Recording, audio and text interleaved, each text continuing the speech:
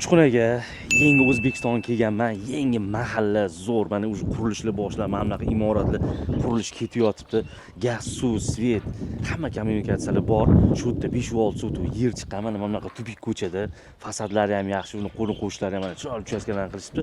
Hozir sizlarga endi yerni ko'rsataman bu yoqqa. Mana ko'rganinglardek mana yangi mahalla, mana tupik ko'cha. Mana atroflarda o'sha hamma uchastkalar mana boshlanyapti.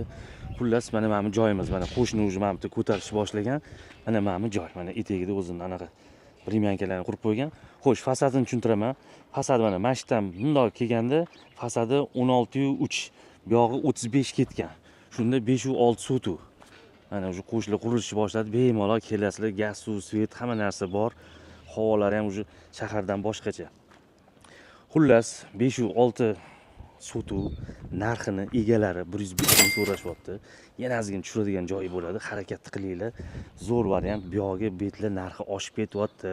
Buni o'zingizlar ham yaxshi bilasizlar. Harakat qilinglar, tamom.